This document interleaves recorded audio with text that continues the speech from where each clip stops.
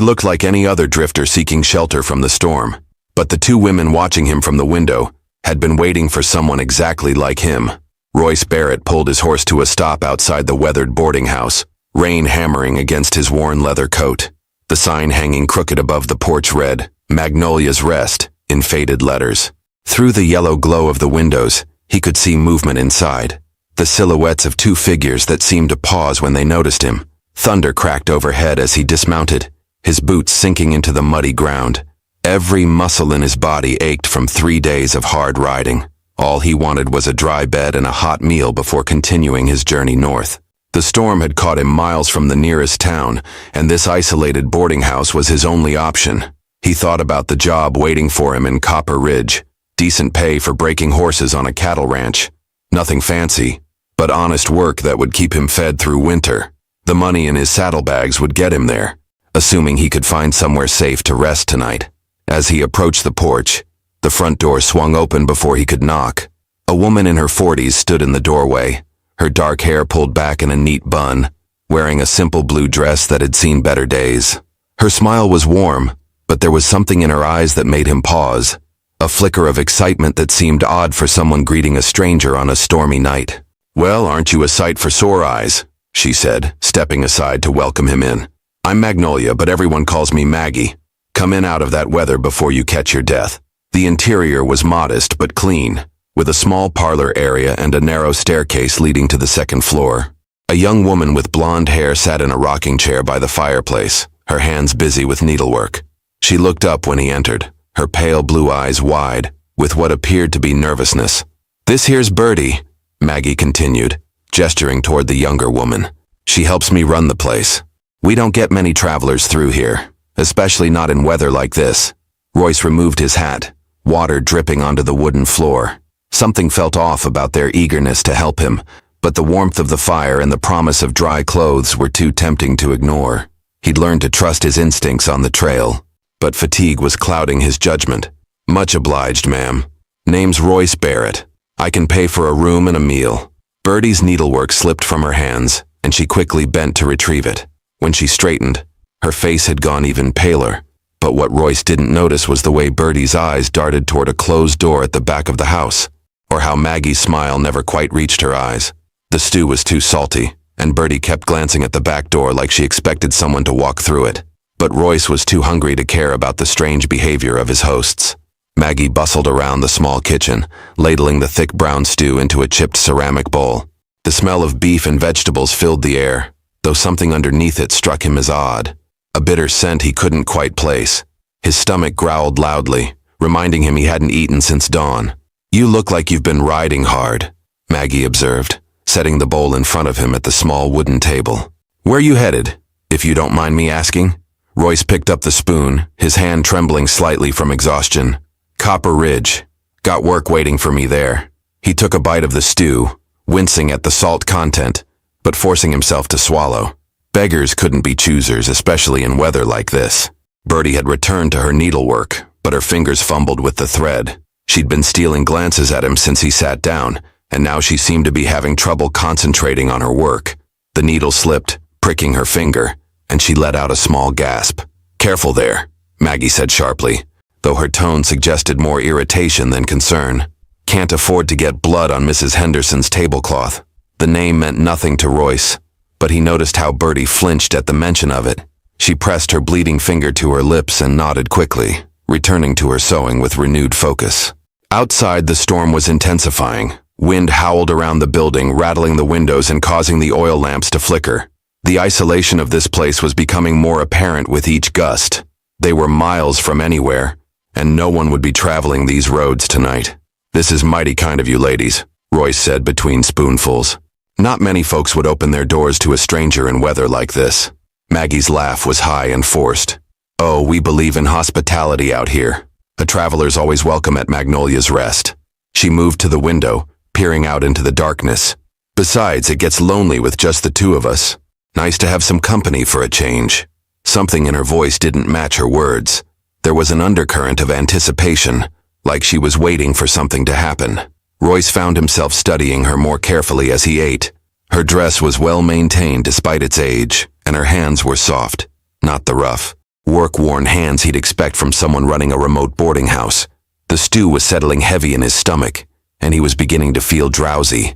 The warmth of the fire and the exhaustion of the trail were catching up with him faster than expected.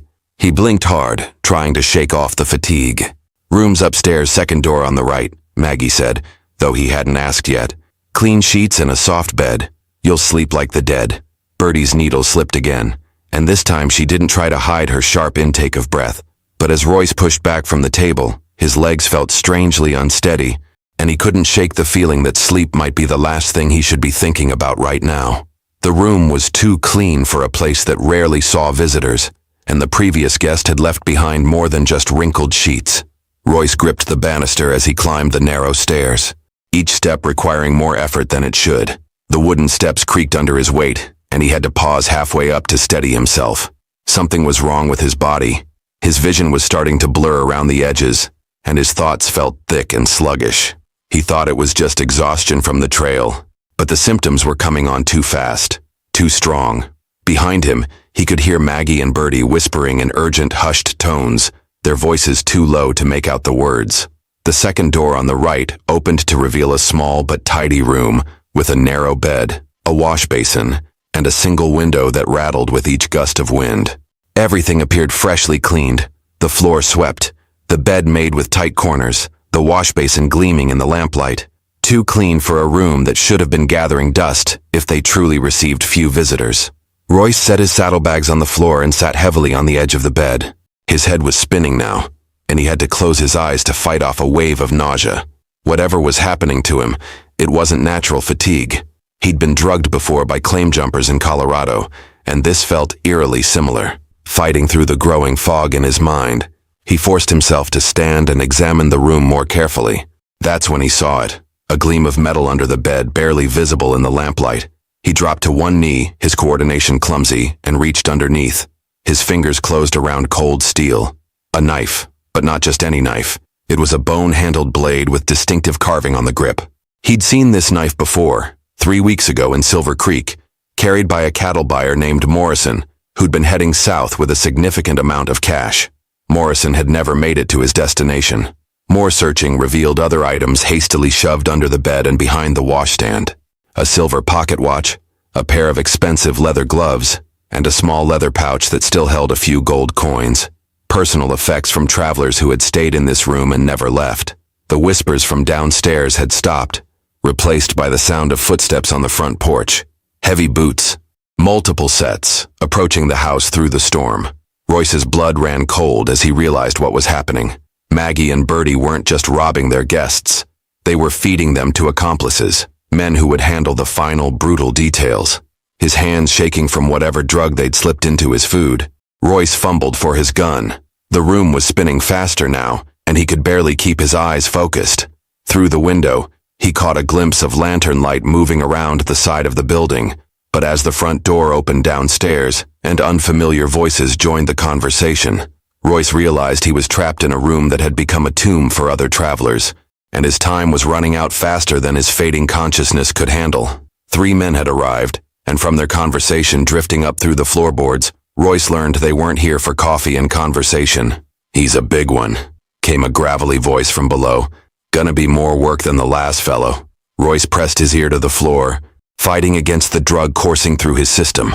The wooden planks were old and warped, allowing sound to carry between floors. What he heard made his blood turn to ice water. Found nearly $200 in his saddlebags. Maggie's voice was different now, harder, businesslike. Gone was the warm hospitality she'd shown him earlier. Plus whatever he's got on his person, not bad for a night's work. A different man spoke up, younger sounding. "What about the girl? She's getting jumpy again. Nearly stuck herself with that needle twice tonight." "Bertie knows what happens if she causes problems," Maggie replied coldly. "She learned her lesson with the merchant from Tucson." Royce's vision was deteriorating rapidly, but adrenaline was helping him think more clearly despite the drug. He forced himself to move, crawling toward his saddlebags with painful slowness. His fingers found the hidden compartment he'd sewn into the leather, the place where he kept his real purpose for traveling these roads. Inside was a badge. United States Marshal, He'd been tracking this very operation for 3 months, following reports of missing travelers along this route. Morrison, the cattle buyer whose knife was under the bed, had been carrying information about suspected safe houses. This boarding house had been on the list. The floorboards creaked as heavy footsteps climbed the stairs. Royce managed to get his gun clear of its holster, though his hands were shaking so badly he could barely grip it. The room was tilting sideways, and he had to brace himself against the wall to remain upright. "Should be out cold by now," the gravelly voice was saying. "Maggie's special recipe works fast." But Royce had built up a tolerance to certain substances during his years of undercover work. The drug was affecting him, but not as quickly or completely as they expected. It was his only advantage, and a slim one at that. The door handle turned slowly. Through his blurred vision, Royce could see the brass knob rotating. He positioned himself behind the door, knowing he'd only get one chance. His coordination was shot, but desperation was a powerful motivator. The door swung open and a large man stepped into the room, lantern in one hand and a length of rope in the other. Behind him, a second figure waited in the hallway. They were expecting to find an unconscious victim, not an armed and aware target. "Where the hell?" the big man started to say as he noticed the empty bed. Royce struck with all the strength he could muster, bringing the gun down hard on the back of the man's skull. The lantern crashed to the floor, oil spreading across the wooden planks as flames began to lick at the dry boards. The second man in the hallway shouted an alarm, and suddenly the house erupted in chaos. Footsteps pounded on the stairs, voices called out orders, and the smell of smoke began to fill the air.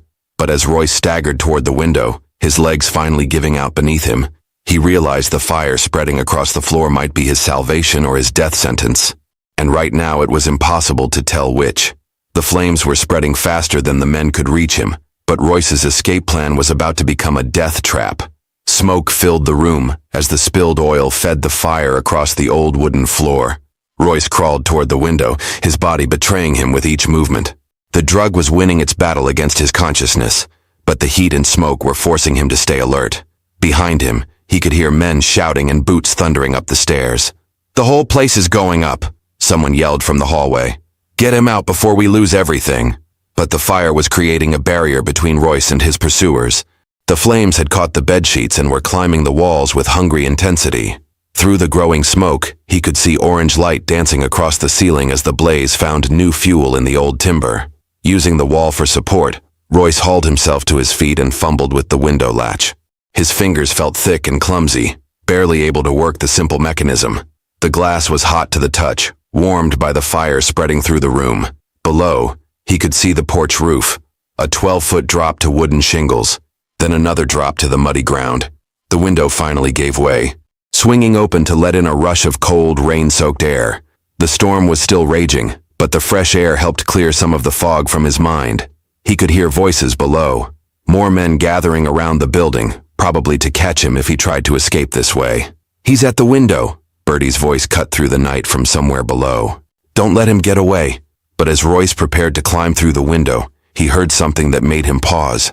Behind the shouting and crackling of flames, there was another sound, a woman crying. Not Maggie's voice, but Bertie's, and she wasn't crying from fear or excitement. These were sobs of genuine anguish. "Please," she was calling out, "I never wanted this. They made me do it. They have my sister." The revelation hit Royce like a physical blow. Bertie wasn't a willing participant in this operation. She was being coerced. The nervous behavior, the fumbling with her needlework, the way she'd flinched when Maggie spoke sharply to her. She was as much a victim as the travelers who died in this room. Flames were now licking at the doorframe, and the heat was becoming unbearable. Royce could see figures moving in the hallway through the smoke, but the fire was keeping them at bay for now.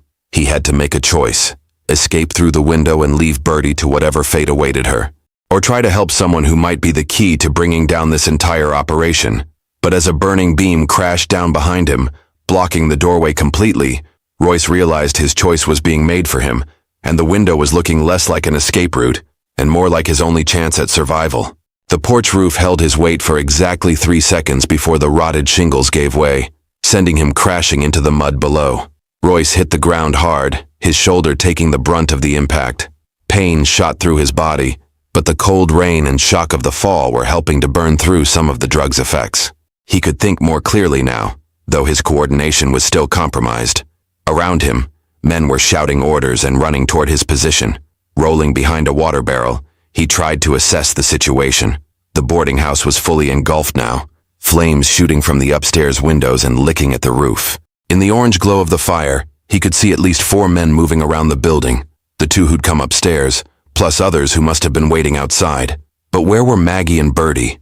Through the chaos, he spotted them near the back of the house. Maggie was dragging Bertie away from the building, the younger woman struggling against her grip. Even from a distance, Royce could see that Bertie was fighting to get away, not from the fire, but from Maggie herself. "Stop fighting me, you little fool." Maggie's voice carried over the noise of the storm and crackling flames. "We need to get to the horses before this whole place comes down." A gunshot rang out, and splinters exploded from the water barrel inches from Royce's head. One of the men had spotted him. He returned fire, though his aim was off due to the lingering effects of the drug. The shot went wide, but it bought him a few seconds to move to better cover behind a woodpile. The fire was spreading to other buildings now, a small barn and what looked like a storage shed. Whatever operation they were running here, it was being consumed by the flames Royce had accidentally started. Years of evidence, along with the belongings of countless victims, were turning to ash. Through the smoke and confusion, he heard Bertie scream. Not from fear, but from pain. Maggie had struck her, hard enough to drop the young woman to her knees in the mud. The older woman was shouting something about teaching lessons and knowing one's place. That's when Royce understood the full scope of what was happening here. This wasn't just a robbery operation, it was a network. Maggie was in charge. The men were her enforcers, and Bertie was being held against her will. The mention of her sister suggested they were using family members as leverage to ensure cooperation.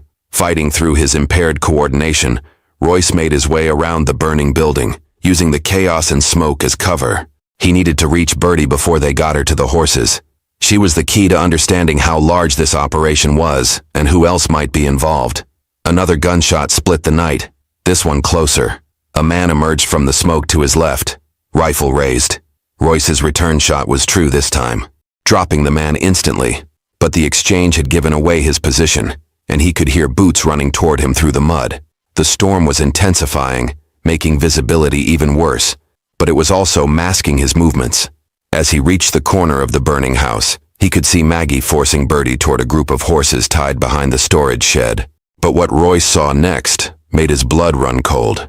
There were more horses than men, suggesting other members of this gang who hadn't shown themselves yet, and they were probably moving to surround him even now. The last man standing wasn't who Royce expected, and the truth about Bertie's sister would change everything he thought he knew about this night. Royce moved through the smoke and rain, his head finally clearing as the adrenaline burned away the last effects of the drug. The fire had consumed most of the boarding house, casting dancing shadows that helped conceal his approach toward the horses. 2 of the gang members were down, but he could hear at least one more moving through the darkness. As he rounded the storage shed, he found Maggie attempting to boost Bertie onto a horse. The young woman was fighting with surprising strength, clawing at Maggie's face and refusing to mount. In the firelight, Royce could see blood on both women, some from the struggle, some from the cuts Bertie had given herself with the sewing needle earlier. "Federal Marshal!" Royce called out, his gun trained on Maggie. "Let her go and step away from the horses." Maggie spun around, her face twisted with rage and desperation. "You have no idea what you've done. This operation feeds a dozen families across 3 territories." But it was Bertie who spoke next, her voice cutting through the storm with unexpected authority. "She's lying, Marshal. This isn't about families. It's about greed. Pure and simple." Something in Bertie's tone made Royce look at her more carefully. The nervous, fumbling girl from earlier was gone, replaced by someone with steel in her voice and clarity in her eyes. She was no longer trembling or acting helpless. "My name is Ruth Caldwell," she continued, pulling something from inside her dress, a badge identical to Royce's own. "Deputy U.S. Marshal, working undercover for the past 2 months." The revelation hit Royce like lightning. There had been no sister being held hostage, no coercion keeping Bertie compliant. She had been playing a role, gathering evidence on the operation from the inside. The nervous behavior, the fumbling with needlework, all of it had been an act to maintain her cover. Maggie's face went white as she realized she'd been harboring a federal agent all along. "You little witch!" she snarled, reaching for a gun hidden beneath her apron. But Ruth was faster. Her shot took Maggie in the shoulder, spinning the older woman around and sending her weapon flying into the mud. At the same moment, Royce heard movement behind him and turned to find the last gang member emerging from the smoke. Rifle raised. 2 shots rang out simultaneously. The gang member dropped, Ruth's second bullet finding its mark. The operation that had claimed the lives of dozens of travelers was finally over, ended in fire and rain on a night that had started with such simple intentions. As the flames died down and the storm began to clear, Royce and Ruth stood among the ashes of Magnolia's Rest. The evidence they'd gathered would help connect this operation to similar crimes across the territory, bringing justice for victims whose families had never learned their fate. "I never wanted anyone else to walk into this trap," Ruth said, looking at the destruction around them. "Every night I had to watch them plan for the next victim, knowing I couldn't blow my cover until I had enough evidence to stop all of them." Royce understood the weight she'd been carrying. "You saved my life tonight. If you hadn't been here, you would have figured it out," she replied with a slight smile. "Marshals have a way of surviving the impossible." The horses were loaded with stolen goods from countless victims. Money, jewelry, personal effects that could finally be returned to grieving families.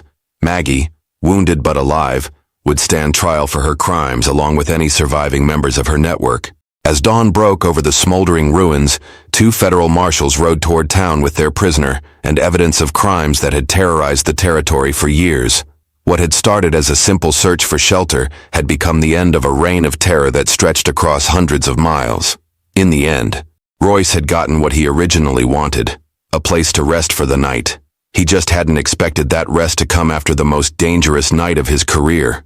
Sometimes the best shelter isn't found in buildings, but in the partnership of those who share the burden of protecting others. The trail to Copper Ridge would have to wait. There was more work to be done, more justice to serve, and more travelers who deserved to make their journeys safely.